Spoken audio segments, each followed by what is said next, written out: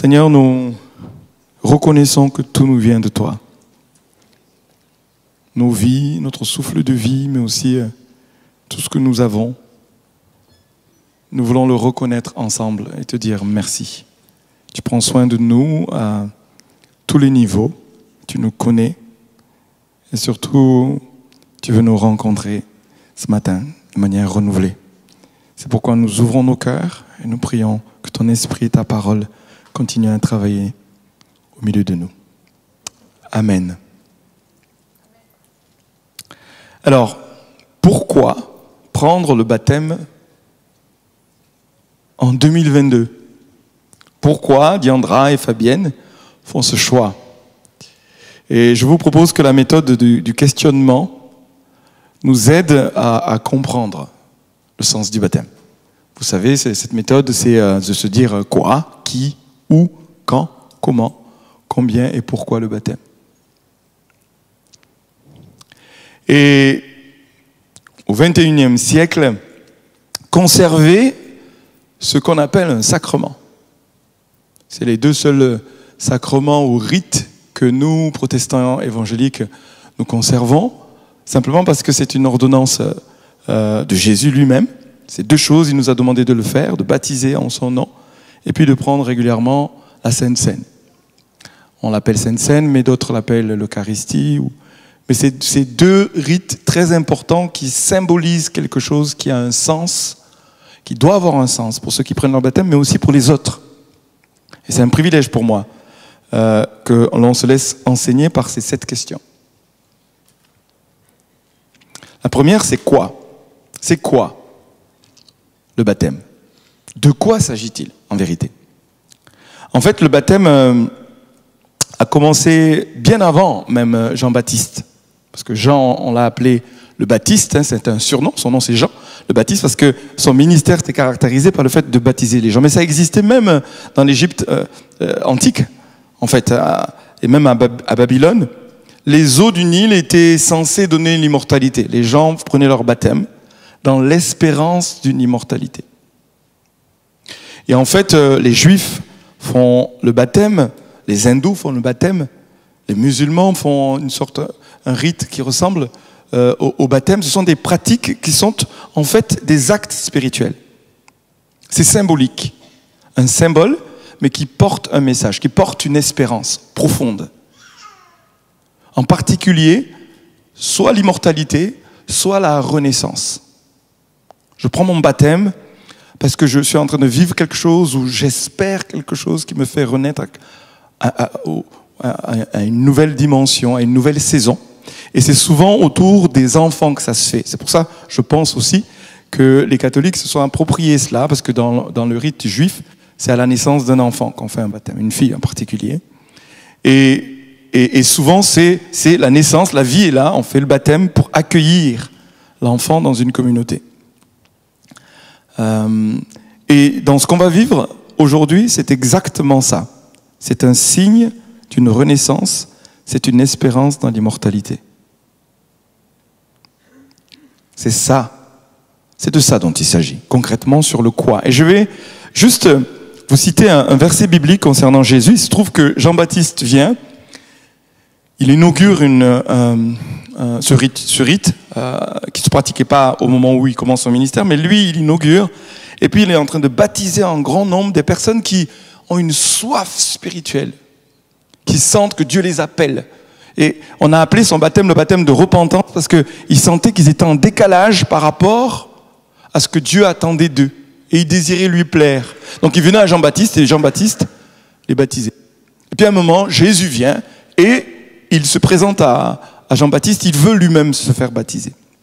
Et il se passe quelque chose d'extraordinaire. Je le lis dans Matthieu 3, versets 16 et 17. Dès que Jésus eut été baptisé, il sortit de l'eau. Et voici les cieux s'ouvrir, et il vit l'Esprit de Dieu descendre comme une colombe et venir sur lui. Et voici, une voix fit entendre des cieux ces paroles. Celui-ci est mon Fils bien-aimé, en qui j'ai mis toute mon affection. Waouh! Jésus prend son baptême, les cieux s'ouvrent. Jésus prend son baptême et l'Esprit de Dieu descend. En fait, on retrouve la Trinité ici. Hein? D'accord? Jésus est la deuxième personne de la Trinité. Il est là, il commence son ministère et quand il commence son ministère, il prend son baptême et il le fait en notre nom en vérité. Alors là, je rentre un peu dans le commentaire biblique. Il le fait en notre nom parce que lui, il n'a pas besoin d'être purifié. Il n'a pas besoin d'une nouvelle espérance ou naissance. Il est de Dieu, il est né de Dieu. Mais le ciel s'ouvre. Et quand on prend le baptême, ça veut dire que quelque chose qui était fermé entre Dieu et nous s'ouvre enfin. Alléluia. On prend son baptême, on fait cette démarche vers lui, les cieux s'ouvrent. Je veux dire sur Diandra et Fabienne ce matin, les cieux sont ouverts sur vos vies. C'est une clé qui ouvre quelque chose dans le cœur de Dieu, dans le ciel. Et en plus de cela, il y a une voix qui se fait entendre. C'est quoi le baptême? C'est le ciel qui s'ouvre, mais la faveur de Dieu qui vient sur nous, et il dit sur chacune d'elles, mais chacun de vous qui avez pris le baptême, tu es mon fils bien-aimé. Je te reconnais comme mon fils. Celui qui prend son baptême, il naît de nouveau. Et c'est comme s'il a un nom qui lui est donné. Vous savez, comme quand on est, moi, quand je suis né, mon père s'est écrié « Rodrigue, as-tu du cœur ?» À la naissance, il y a un accueil du Père, il y a quelque chose qui s'ouvre, il y a envie de dire de bonnes choses sur un enfant qui naît. En fait, là, il y a une nouvelle naissance. Voyez, ne les voyez pas juste là comme elles sont. Spirituellement, elles naissent de nouveau. D'accord? C'est un acte de nouvelle naissance. Et le Père dit, bienvenue dans la famille, tu es mon fils. Et il dit une chose que je trouve très, très, très fort ici. Il dit à Jésus, j'ai mis en toi tout mon plaisir. J'ai mis en toi tout mon bonheur. Et je voudrais tellement, même vous proposer, vous, chacun de vous, de fermer les yeux et d'entendre le Père dire sur chacun de vous, tu es mon fils bien-aimé, tu es ma fille bien-aimée, en toi je mets mon plaisir. Je trouve ma joie en toi. Waouh! Ça présente Dieu d'une toute manière différente. Il est un Père, son cœur est ouvert et il met son amour sur chacun d'entre nous. Quand on vit le baptême en particulier. Du coup, maintenant, qui? Le baptême s'adresse à qui? Le baptême, c'est pour qui? Eh bien, nous, en tant que protestants, en lisant la parole, on découvre que le baptême, c'est pour des personnes qui s'engagent, qui sont en capacité eux-mêmes de faire un choix. Ils sont, disons, spirituellement adultes. Ils ont conscience de leur état, de leurs besoins de Dieu, et ils l'expriment par cet acte.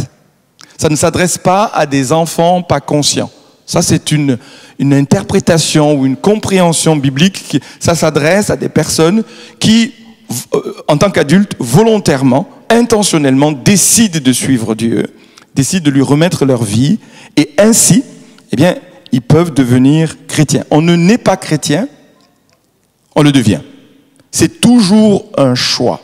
C'est jamais un héritage simplement culturel ou religieux. C'est un choix, parce qu'il y a quelque chose qui se passe à l'intérieur de toi. Tu reviens à Dieu par une logique de repentance, de conversion, et tu fais le choix de le suivre et tu deviens chrétien. Alors, qui baptise? Je voudrais signaler qu'on ne peut pas se baptiser tout seul. On le verra tout à l'heure dans le combien. Qui baptise? Eh bien, dans notre compréhension biblique, ce n'est pas forcément un prêtre ou un pasteur. C'est tout chrétien qui a la maturité, la compréhension, lui-même a vécu le baptême, il sait de quoi il s'agit. Et s'il est témoin de quelqu'un, s'il est en train d'accompagner quelqu'un qui est en train de se convertir, vivre cette nouvelle naissance, rien n'empêche qu'à deux, il y en ait un qui baptise l'autre. Et puis, au nom de qui nous faisons le baptême? Parce qu'il y a plein de baptêmes. Ici, en ce qui nous concerne, en ce qui les concerne, il s'agit de le faire au nom de Jésus. Mais Jésus lui-même nous a dit, faites-le au nom du Père, du Fils et du Saint-Esprit. Baptiser, on le verra tout à l'heure sur le comment, c'est une immersion. C'est-à-dire, on te trempe dans l'eau, qui est un symbole, mais on te trempe dans la présence, dans l'amour, dans la puissance et dans la grâce de Dieu. En fait, c'est un baptême dans la personne de la Trinité. Baptême dans l'amour du Père, baptême dans la puissance du Saint-Esprit, puis baptême dans l'œuvre de Christ à la croix. Ce qu'il a accompli. On t'immerge dedans pour que tu sois trempé, jusqu'à déborder. C'est pourquoi ce sera pas quelques gouttes. Il faut que tout ton corps soit trempé dedans. Alléluia. Maintenant, le où. Où prendre son baptême? C'est intéressant comme question. C'est pas forcément dans une église, figurez-vous. Ça peut être dans la mer, ça peut être dans un fleuve. Au temps de Jean-Baptiste, c'était le Jourdain. Mais ça peut être dans une rivière, ça peut être dans une piscine. Il suffit qu'il y ait suffisamment d'eau pour que tu sois immergé. Donc de temps en temps, comme ça, on me dit dans une baignoire, il faut une grande baignoire hein, quand même. Hein. Pour Jean-Michel, ce serait un peu court une baignoire, je crois. L'idée, et on va le voir tout à l'heure, c'est important que tout ton corps soit immergé. Et on va comprendre pourquoi. Il s'agit d'un enterrement. Il s'agit d'une communion à la mort de Jésus. Donc il faut que l'eau soit suffisante pour te couvrir. Et veillez-y, hein. S'il y a quelque chose qui déborde là, enfoncez.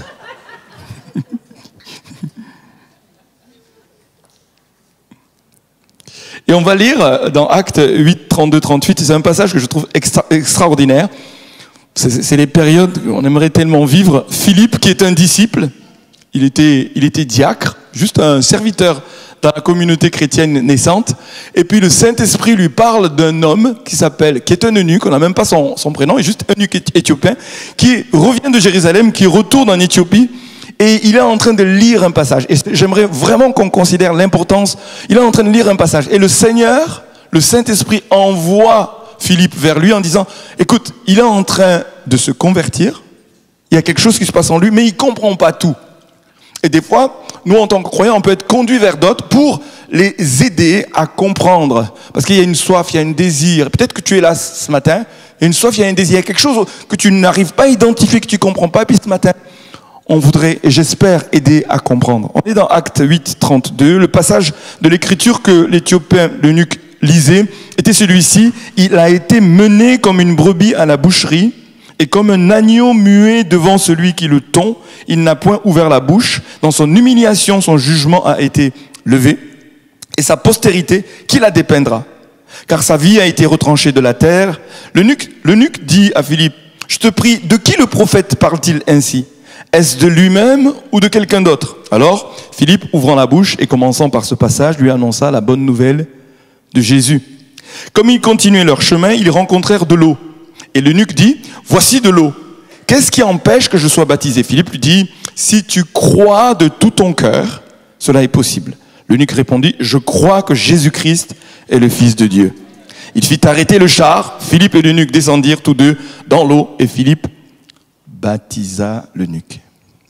Mais le texte qu'il lisait décrivait l'œuvre de Christ à la croix. Le texte qu'il lit, c'est Isaïe 53, et il décrit de manière magnifique la passion du Christ qui se donne par amour pour chacun d'entre nous. Et il lui dit, si tu crois cela, si tu crois que Christ n'est pas mort en accident, mais par amour pour toi, pour te délivrer de ton péché, si tu places ta foi en lui, et que tu le crois de tout ton cœur, c'est suffisant. On peut te baptiser. Et ils descendent et ils le font illico. Hein, c'était pas le Jourdain, c'était de l'eau. Et il suffit de cela. Maintenant, le quand. Eh bien, si on se fie sur ce texte, quand tu crois de tout ton cœur, quand il y a une conversion, quand tu comprends, quand tu saisis et que ton cœur est engagé, c'est suffisant. Je voudrais dire, il y a des personnes ici qui ont déjà vécu cela et qui attendent. Et dans le camp, il n'y a pas besoin d'être prêt. Tu ne seras jamais prêt pour le baptême si ce n'est la foi. Tu ne seras jamais. C'est jamais suffisant. Ah, mais je vais progresser sur ça. En général, tu vas être piégé parce que tu ne seras jamais prêt. Tu ne seras jamais prêt. Il suffit de croire de tout ton cœur. Mais ce mystère qu'ils ne comprenaient pas, Jésus est mort, et il a fait intentionnellement, et il se trouve, il n'est pas fait que mourir, il est revenu à la vie. D'accord? Il est mort, et il fallait qu'il meure à notre place, et qu'on place notre foi dans cette œuvre, dans cet amour. Et quand on prend le baptême, on est en train de dire, je le crois. En fait, je crois qu'il est mort pour moi, c'est pourquoi je me baptise dans sa mort. C'est-à-dire, quand je suis complètement immergé comme ça, je prends la place de Jésus. Je suis en communion à lui. Il l'a fait pour moi et je crois qu'il l'a fait pour moi et que c'est suffisant. Je place ma foi, ma confiance dans cette œuvre, cet acte d'amour envers moi. Alors que je le crois, parce que je le crois, lui, ça lui a pris 3 jours, mais nous, il ne faudra pas dépasser 1 minute. Il ne faudra pas que ça dépasse 1 minute. Tu te relèves et en te relevant, tu communies aussi à sa résurrection. C'est ça le baptême.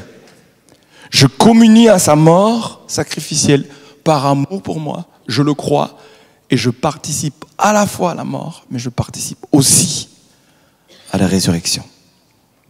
Donc tu n'as pas besoin d'attendre. Vous savez, nous proposons de l'accompagnement au baptême pour nous assurer que nous avons compris, comme l'eunuque. C'est tout. Et moi, de temps en temps, je taquine l'équipe d'accompagnement, Anne et toute l'équipe. Je dis, écoutez, le jour où c'est prêt, vous n'êtes pas obligé d'attendre la date qui arrive. Vous savez, tu as saisi, c'est bon. Et s'il te dit, voici de l'eau, vas-y, trempe-le dans l'eau. Bibliquement, c'est ça. Hein, mais il y a des moments, on veut s'assurer qu'on a vraiment compris. Si tu crois de tout ton cœur, des fois, je crois mais pas, ben on va attendre un peu. Mais quand tu crois de tout ton cœur, c'est suffisant. Maintenant, comment? Le comment, c'est juste l'immersion. J'en ai déjà parlé, mais je voudrais insister sur le fait qu'on ne saupoudre pas simplement quelques gouttes, mais on immerge. Comme un morceau de tissu, vous savez, qu'on trempe dans une teinture pour changer sa couleur. Il y a quelque chose qui change radicalement. Et il faut qu'on en soit imbibé, qu'on soit complètement immergé, baptisé, trempé dans sa mort, trempé dans ce qu'il a fait, dans une pleine conscience. C'est ça le comment. Et c'est important que ce soit plongé. C'est pour ça que j'aime bien, moi, les fêtes de baptême à la mer. C'est magnifique. En juin, là, ce sera le 26 juin, il me semblait. Venez nombreux. Vous savez, les gens, ils sont choqués. Il y a une joie extraordinaire. Quand on voit quelqu'un qui est trempé puis qui sort comme ça, voyez-le au ralenti comme ça. Wow. À chaque fois, ça saisit les entrailles parce qu'on sait de quoi il s'agit ici. Communion à la mort. Mais quand tu te relèves, c'est la puissance de vie et de résurrection qui est en toi. C'est ça la promesse. C'est ça la réalité de ce qu'on fait quand on se baptise. Maintenant, vous savez, je vais passer au combien, mais quand on est, vous savez qu'on sort d'un bain. En fait, on passe d'un état, et même les médecins, ils disent que au moment où l'enfant sort, et puis qu'ainsi le liquide amniotique est coupé et tout ça, on passe d'un état de mort à un état de vie. Mais on sort, c'est pour ça que la symbolique est tellement forte, on sort de l'eau. Et on paraît à la vie, une nouvelle saison, quelque chose de complètement différent. Alors combien de fois? Une seule fois. Parce qu'il y a des gens, ils aiment tellement les bains qu'ils voudraient être baptisés on ne sait combien de fois. La Bible dit il y a un seul baptême. Et c'est suffisant. C'est la différence avec la Sainte Seine ou l'Eucharistie, c'est que ça se prend régulièrement. Et d'ailleurs, le plus souvent possible. Parce que c'est la nourriture de ton nouvel être.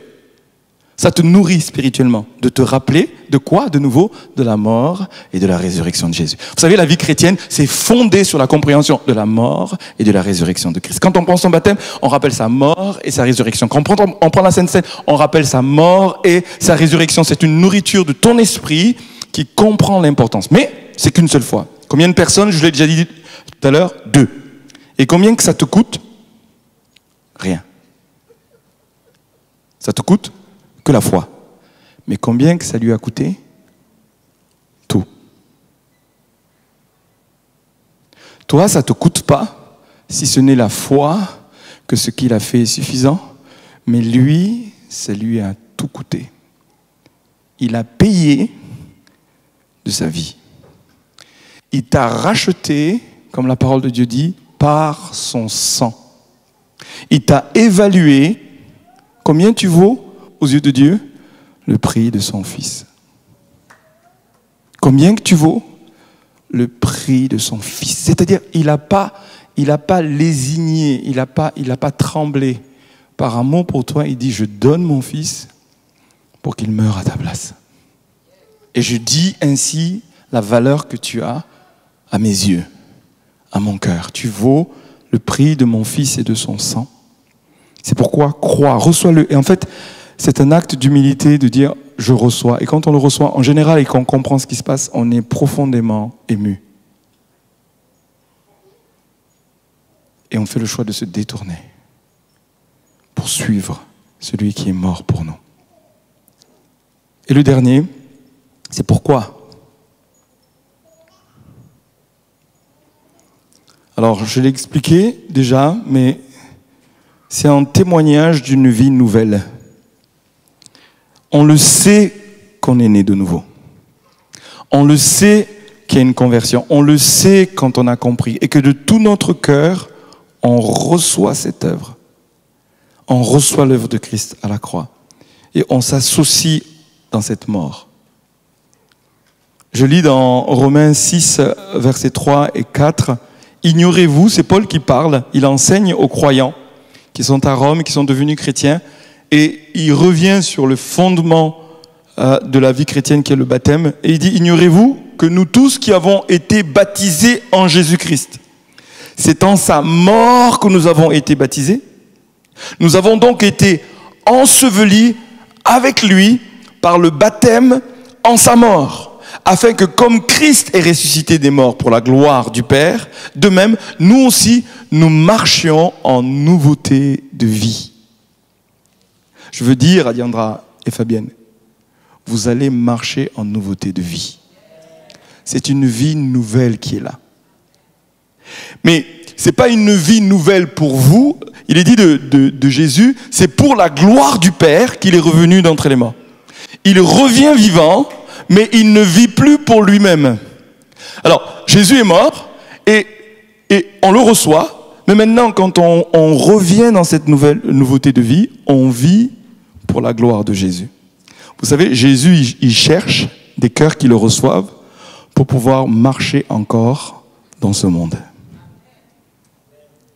Un baptisé, c'est quelqu'un qui dit à Jésus, je suis un véhicule pour que tu remarches sur cette terre, viens dans mon cœur. Et Jésus, au travers de toi, marche sur cette terre pour partager l'amour du Père envers le plus grand nombre. Il veut vivre au travers de toi. Il veut vivre. Le Jésus qui est mort, il est revenu à la vie, mais il cherche des cœurs qui le reçoivent pour vivre en toi, pour de nouveau redire aux autres que le Père a aimé le monde et a sacrifié son Fils. Et le monde va l'entendre au travers de ta bouche. Le monde va l'entendre au travers de ton cœur. Pourquoi tu décides de vivre en nouveauté de vie pour consacrer cette vie, parce que tu as compris ce qu'il a fait, pour que lui soit connu, sa vie se répande au travers de toi. Son amour se répande au travers de toi. Sa puissance se répande au travers de toi. C'est pour ça qu'il dit, voici les signes qui accompagneront ceux qui auront cru. Si tu crois cela, au travers de toi, Jésus guérit. Au travers de toi, Jésus sauve. Au travers de toi, Jésus même peut ramener les morts. Au travers de toi. Pourquoi? Parce que le Christ vivant est en toi. Plus il prend de la place, plus tu pourras faire exactement ce qu'il a fait quand il marchait sur cette terre. C'est là le message. Le pourquoi baptême. Tu deviens chrétien, tu rejoins la communauté de croyants qui sont comme des petits Christ et qui dans ce monde répandent ce message extraordinaire de l'amour du Père pour chacun d'entre nous. On va entendre leur témoignage et je veux juste prier, donner l'occasion à ceux qui qui sont en questionnement parce qu'ils ont été invités. Ils disent, mais tiens, Diandra, tiens, Fabienne, je veux comprendre.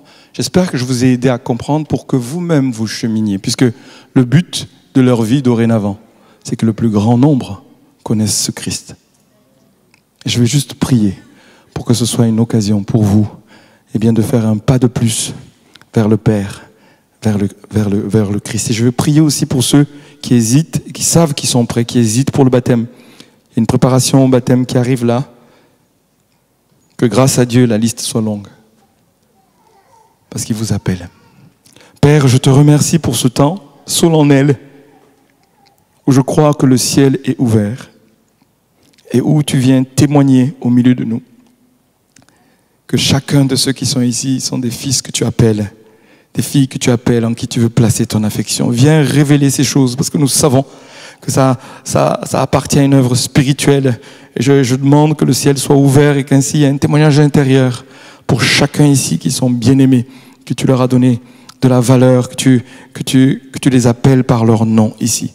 Et qu'ainsi, Seigneur, ils répondent à ton amour, ils répondent, Seigneur, à ton appel au nom de Jésus-Christ. Amen.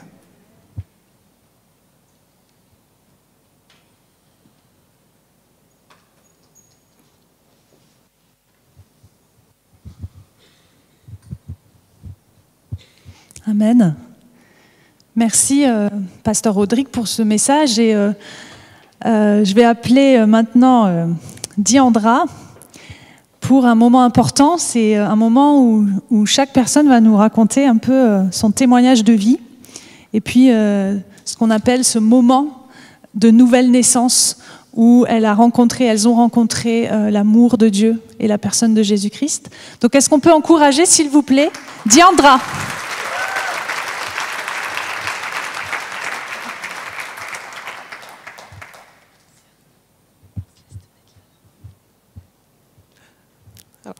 Bonjour à tous, je m'appelle Diandra, j'ai 30 ans et je suis joueuse de basket professionnelle.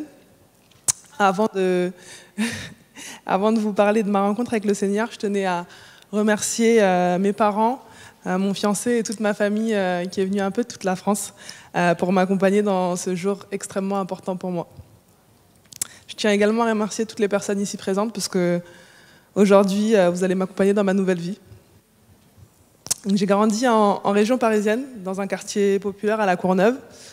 J'ai eu une enfance très paisible. Avec mes frères et sœurs, on n'a manqué de rien et on n'a jamais été dans le besoin. Ce n'était pas le cas pour tous mes camarades de classe et donc très tôt, j'ai ressenti ce sentiment de reconnaissance qui m'a habité et qui m'a finalement jamais quitté. J'ai grandi dans une famille chrétienne, mais j'allais quasiment jamais à l'église. Si on me demandait, je disais que j'étais chrétienne par habitude, mais sans réelle conviction. À ce moment-là, j'avais 15-16 ans, et pour moi, être chrétienne, ça se résumait à une religion. Pour mon esprit naïf et ignorant de l'époque, il y avait 3 cases, chrétien, musulman ou athée. Donc par habitude, je cochais la première. Jusqu'au jour où, par culture, pour me fondre dans la masse, j'ai décidé de cocher la deuxième. J'avais 16 ans, et je voulais devenir musulmane. D'après moi, c'était ce qui me correspondait le mieux, ce qui correspondait le mieux à mes attitudes de garçon manqué de l'époque. C'était ma façon à moi d'être à la mode et de suivre le mouvement. Avec du recul, j'ai bien conscience que mon seul but en faisant tout ça, c'était de me fondre dans la masse. C'était d'être dans la norme aussi, parce que là où j'ai grandi, la norme, c'était l'islam. Du jour au lendemain, à l'abri de ma famille, de peur de les choquer, j'ai commencé à apprendre à prier 5 fois par jour, à apprendre des textes en langue arabe, à faire le ramadan et plein d'autres choses dans cette même dynamique. Un beau jour, en pleine prière, pour la première fois, je me suis questionnée sur le fait que j'étais en train de réciter des paroles dont je ne connaissais pas vraiment la signification et très certainement que je ne prononçais même pas de la bonne façon. Ce moment-là a été un déclic pour moi en ce qui concernait l'islam. Peut-être la maturité, peut-être autre chose, non. Je pense pas, je pense que j'ai la conviction même qu'à ce moment-là, le Saint-Esprit était déjà en train d'agir dans ma vie. En parallèle de tout ça, ma passion de toujours, qui est mon métier aujourd'hui, le basket, me faisait découvrir un monde tel que je ne l'avais jamais imaginé. Tout ce que j'entreprenais dans ce milieu me réussissait. Plus jeune, j'étais constamment surclassée pour jouer avec des filles 2 à 3 ans plus âgées que moi. Parmi les jeunes de ma génération, on me voyait même comme un des espoirs de la discipline. J'avais pour rêve de faire partie de l'équipe de France et de gagner les Jeux Olympiques. Malgré mon jeune âge, une petite voix me disait à chaque fois que toutes ces bénédictions n'étaient pas anodines. En écrivant ce témoignage, je me suis dit qu'il ne serait pas tellement intéressant, car contrairement à beaucoup, ce n'est pas une épreuve difficile qui m'a permis de rencontrer le Seigneur. En fait, ce sont toutes les grâces, toutes les bénédictions qu'il a mises sur mon chemin qui m'ont fait prendre conscience que depuis bien longtemps, sa main, même si je l'ignorais, était bien posée sur ma vie.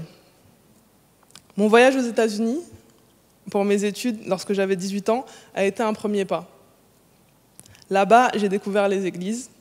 J'ai même commencé à les fréquenter. Toutes les semaines, mon but était de découvrir une nouvelle église.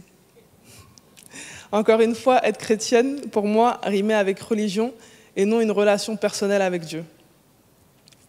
Je me suis gravement blessée au genou en 2011, ligament croisé. J'ai cru que la terre s'arrêtait de tourner pendant quelques heures.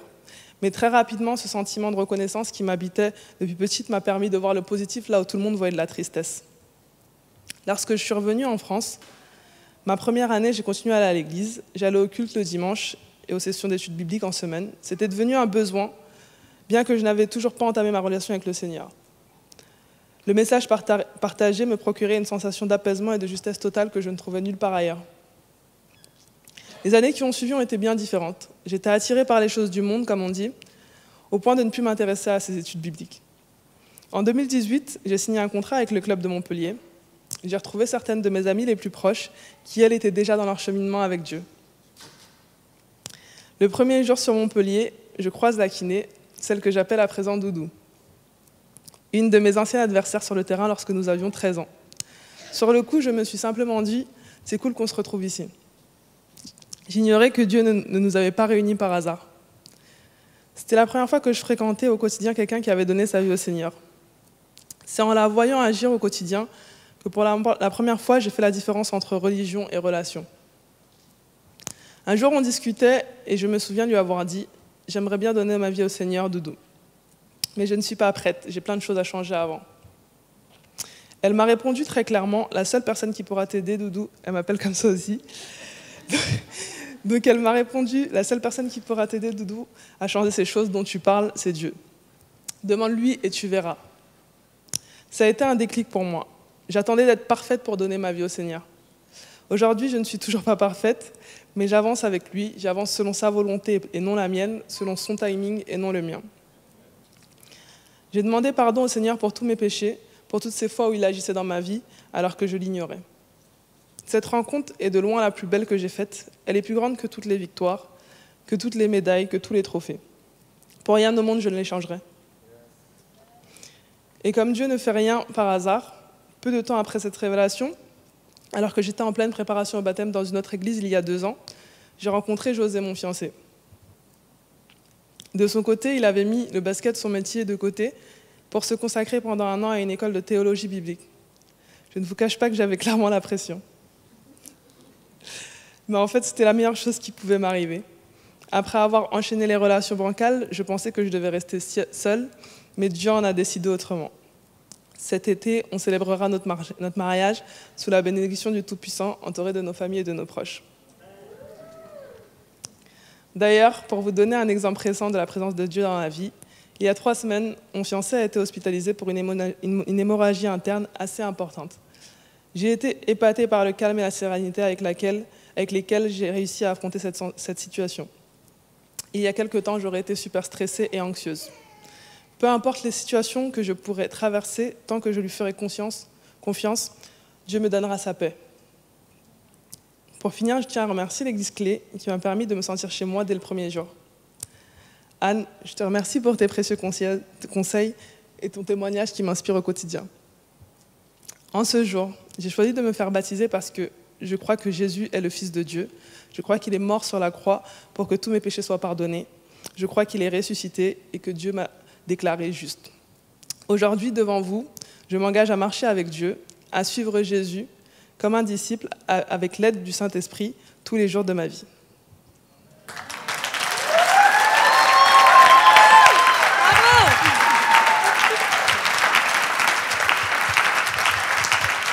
Alléluia. Est-ce qu'on peut acclamer plus fort le Seigneur? Alléluia. Ah, c'est magnifique. C'est magnifique. Magnifique. Ah là là. Pardon, moi aussi, il faut que je reprenne mes esprits. Je vais appeler maintenant Fabienne, qui va nous raconter aussi un peu ce qui s'est passé pour elle. Est-ce qu'on peut l'encourager également?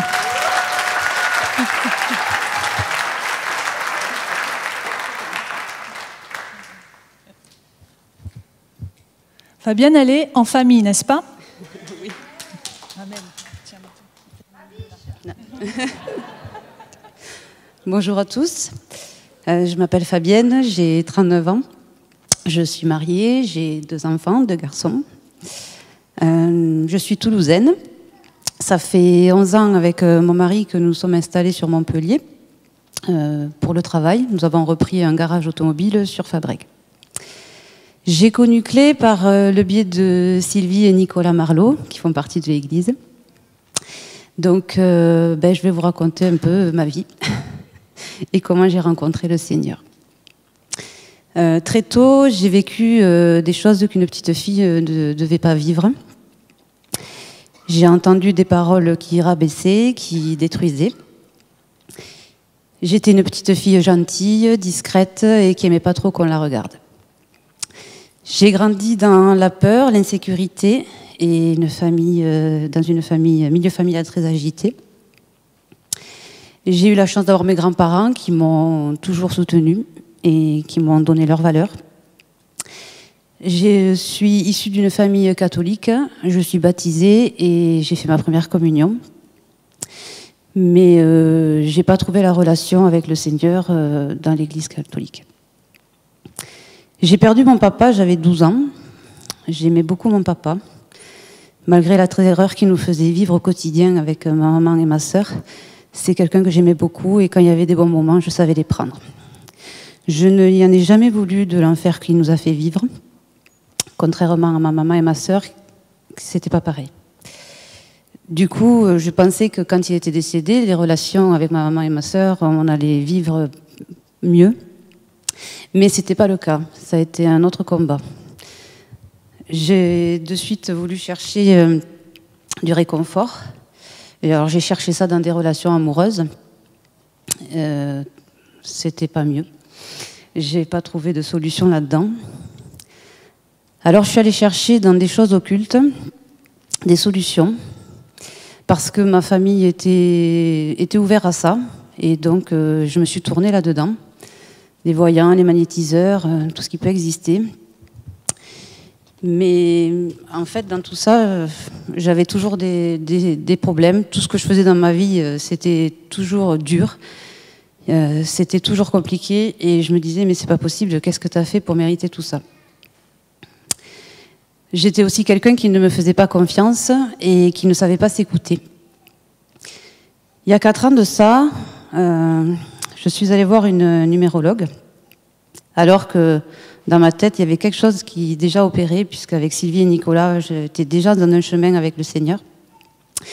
Il y avait quelque chose qui me disait, vite, n'y va pas, et de l'autre côté, ça me disait, mais si, vas-y. Donc je m'en vais pour chercher une solution, encore, et j'étais vraiment pas bien quand on a été là-bas avec mon mari. On est ressortis, c'était pire, on était au fond du seau. Mais je continue à me dire, allez, on va aller jusqu'au bout de ce qu'elle nous a dit, parce qu'après tout, il y a une solution, tout va aller mieux après. Et puis, donc, je commence à mettre en place des choses qu'elle nous avait conseillées. Et je commence par la chambre de mon petit garçon qui est là, Roméo. Et il me dit, qu'est-ce que tu fais, maman? Je lui dis, je pose ça là, c'est pour nous protéger. Je sors de la chambre. Et puis, il sort, il me dit, mais maman, c'est Dieu qui nous protège. Et oui, mon fils, t'as raison. Et là, la conviction est arrivée dans mon cœur. J'étais vraiment mal, en fait. Et il m'a ouvert les yeux. Le lendemain, je suis allée au travail. J'ai appelé Sylvie, Nicolas. J'étais mal, j'étais vraiment mal parce que je sentais en moi qu'en fait l'envie de demander pardon. Pardon de ne pas avoir cru qu'en fait c'était ce chemin que je cherchais depuis toujours. Donc ils ont prié pour moi, on a prié, j'ai demandé pardon et pour la première fois, j'ai ressenti le Seigneur en moi. Je me suis sentie vraiment pardonnée. Je me suis sentie libre en fait d'être dans mes choix avec le Seigneur et de lui donner ma vie et que ce soit lui qui la gère au lieu de moi, d'essayer de chercher à gérer quelque chose. Alors, tous les matins, quand je me lève, maintenant, je suis en relation avec lui. Je ne peux pas faire autrement, j'ai trop besoin de lui. Et voilà, et ce que je veux dire, c'est qu'avant, je voyais rien, parce qu'il se passait... je voyais surtout ce qu'il ne faisait pas, mais aujourd'hui, en fait, j'arrive à voir tout ce qu'il fait pour moi. Et j'étais esclave de ma vie. Aujourd'hui, grâce à lui, je vis ma vie. J'étais angoissée, j'avais des peurs, je ne dormais pas les nuits. Aujourd'hui, je suis en paix. Merci Seigneur. Je ne m'autorisais pas le bonheur et aujourd'hui, je m'autorise la joie. Voilà. Et je ne suis pas seule. Aujourd'hui, je suis libérée. Il a libéré mon cœur. Je l'ai ouvert aussi pour lui. Alors, je choisis de me faire baptiser aujourd'hui parce que je crois que Jésus est le Fils de Dieu. Je crois qu'il est mort sur la croix pour que tous mes péchés soient pardonnés. Je crois qu'il est ressuscité et que Dieu m'a déclaré juste. Aujourd'hui, devant vous, je m'engage à marcher avec Dieu, à suivre Jésus comme un disciple, à l'aide du Saint-Esprit tous les jours de ma vie. Amen.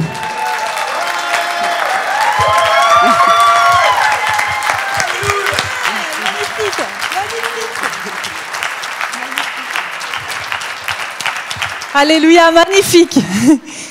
Est-ce qu'il y a encore quelqu'un peut-être? J'ai envie d'entendre des témoignages. Gloire à Dieu. Gloire à Dieu. Il n'y a que Dieu qui peut faire ça dans une vie. Il n'y a que Dieu qui peut changer l'angoisse en paix. C'est extraordinaire. Et on se réjouit ensemble. On est une famille, comme je l'ai dit. Et on aimerait, avant de vous baptiser, prier pour vous. Et c'est un moment important où vraiment on va tous participer. Je vais demander à ce qu'on rallume un petit peu dans la salle la lumière et que Diandra et Fabienne, vous puissiez vous avancer sur le devant. Et ouais, on va prier pour vous, les personnes aussi qui ont été désignées pour prier pour Diandra, pour prier pour Fabienne, peuvent s'approcher. Et puis on va se lever tous à notre place. Et je vous propose de prier en étendant vos mains vers elle, toute la bénédiction de Dieu. Alléluia.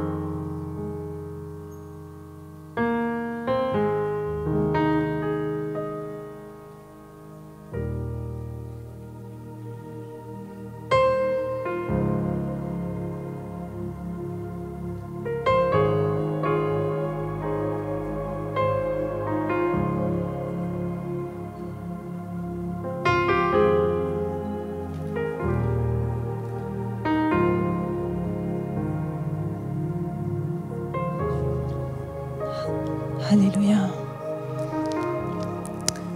Nous prions pour un ciel ouvert sur leur vie. Seigneur, nous te remercions de ce que tu as ouvert ton ciel sur leur vie. Qu'en ce moment où elles prennent cette décision, où elles s'engagent pour toi et avec toi, Seigneur, tu ouvres ton ciel. Saint-Esprit, tu descends sur elles. Maintenant, nous prions pour leur vie, pour toutes les sphères d'influence où elles vont se trouver, pour leur famille, pour leurs collègues. Seigneur, merci de les envoyer remplis de ton Saint-Esprit dans ce monde pour répandre ton amour.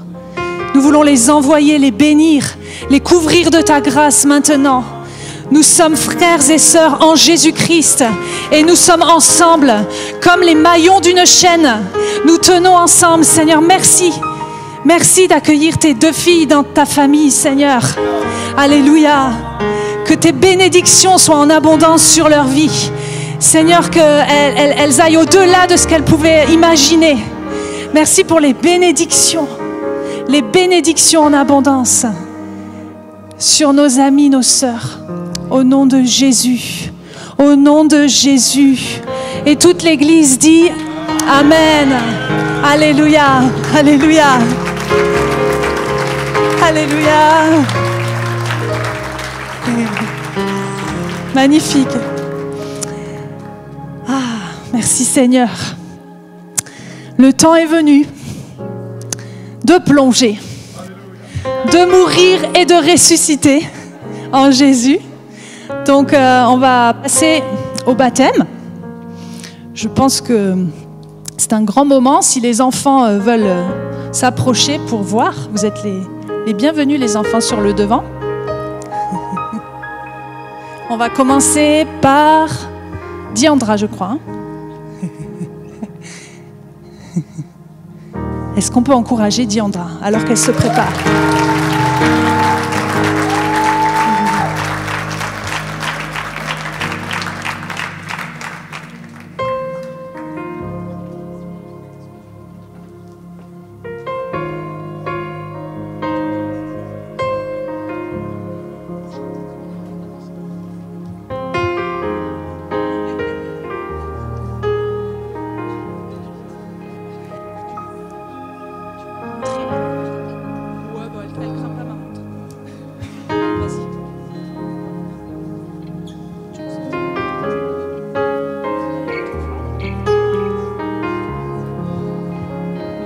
Est-ce que l'eau est froide? Magnifique.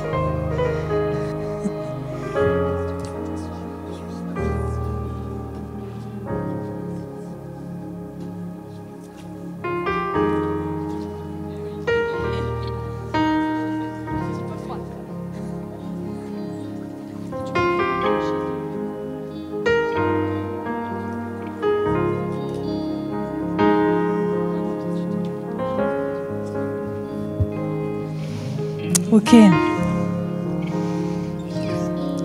Alors, Doudou. Moi aussi, j'ai envie de t'appeler Doudou. Non, Diandra. Est-ce que tu crois en ce jour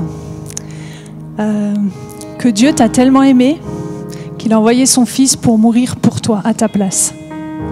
Oui. Est-ce que tu crois qu'à cause de son sacrifice, tout ton péché a été effacé? Que désormais tu es déclarée juste et que tu es plus pure et plus blanche et plus complètement débarrassée de ton péché que jamais? Oui. Amen. Est-ce que tu crois que par sa résurrection, tu as la vie en lui? Oui.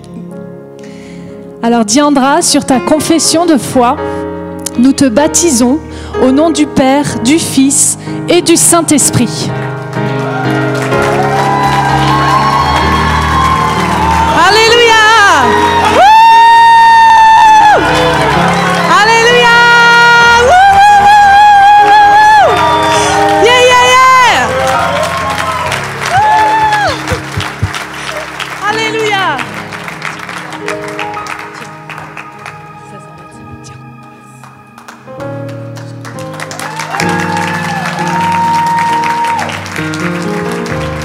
Merci Jésus.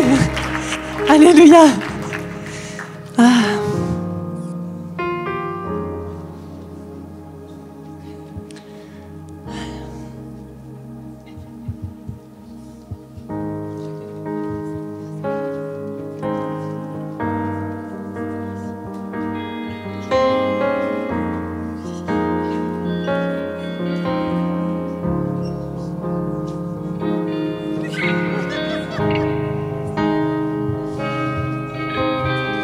Alors le grand moment arrive. Fabienne, est-ce que tu crois que Jésus est le Fils de Dieu? Oui, je le crois. Est-ce que tu crois qu'il est mort à la croix à ta place pour tes péchés et qu'il est ressuscité 3 jours après? Oui, je le crois. Est-ce que tu t'engages à faire de Jésus ton sauveur, ton Dieu, ton Seigneur, et tu t'engages à le suivre tous les jours de ta vie? Oui. Alors, sur ta confession de foi, nous te baptisons au nom du Père, du Fils et du Saint-Esprit.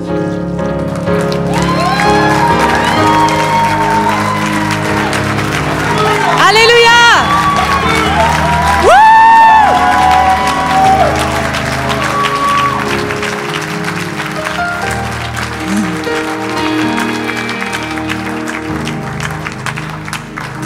Merci Jésus.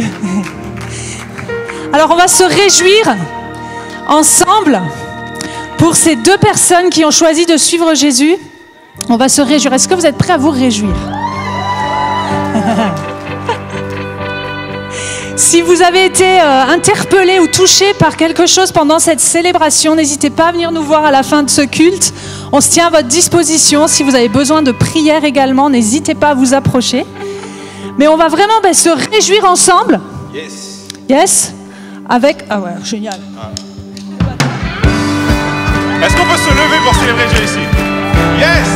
Est-ce qu'il y a de la joie dans ces lieux? Wouh! Vous savez que le ciel est en fête. Il y a 2 vies qui se sont données ce matin et on veut juste célébrer ça avec le royaume de Dieu. Alléluia!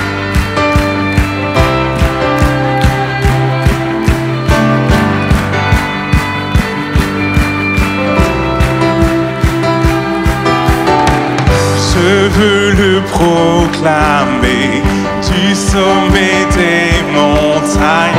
Ta grâce est sans limite, ta bonté sans égale, ta tendresse m'envahit, ta bonté me poursuit, ton amour m'émerveille.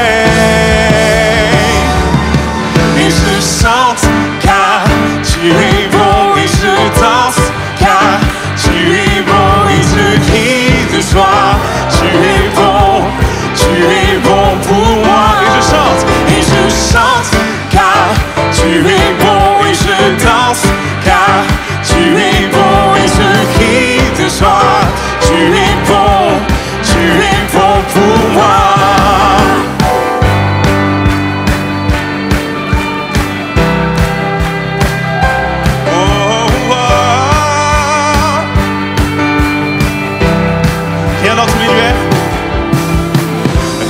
Dans tout l'univers, à toi ne se compare. Les océans, la terre sont reflets de ta gloire. Dans mes plus sombres nuits, ta splendeur m'éblouit, ton amour m'émerveille. Et je chante car tu es bon et je danse. Tu es bon et je crie de joie. Tu es bon pour moi. Et je chante car tu es bon et je danse. Car tu es bon et je crie de joie. Tu es bon pour moi. Un cri sur mes lèvres, ma vie te célèbre. Oui, tu es bon.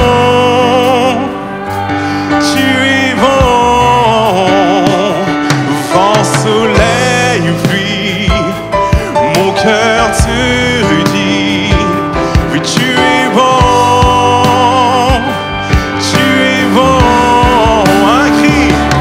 un cri sur mes lèvres, ma vie te célèbre.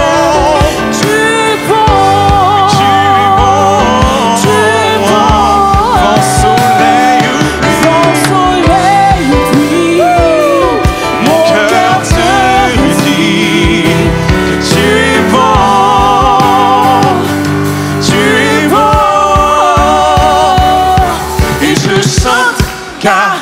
tu es bon et je danse, car tu es bon et je crie de joie. Tu es bon pour moi. Et je chante, car tu es bon et je danse, car tu es bon et je crie de joie. Tu es bon, Est-ce qu'on peut libérer une atmosphère de joie?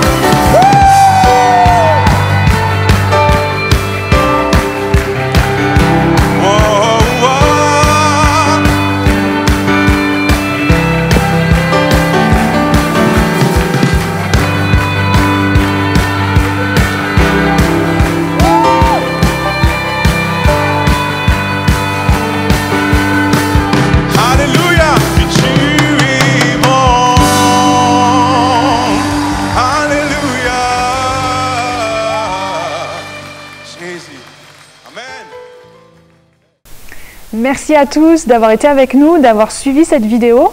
On espère qu'elle vous a touché, qu'elle vous a béni. N'hésitez pas à la partager aussi autour de vous et à vous abonner à la chaîne YouTube.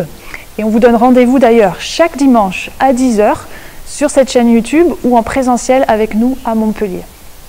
Également, si vous avez des questions sur la foi, sur Dieu, sur la Bible, on aimerait vous inviter à participer à nos soirées Alpha, où vous pourrez poser toutes vos questions, où vous pourrez cheminer, où vous pourrez découvrir qui est Jésus.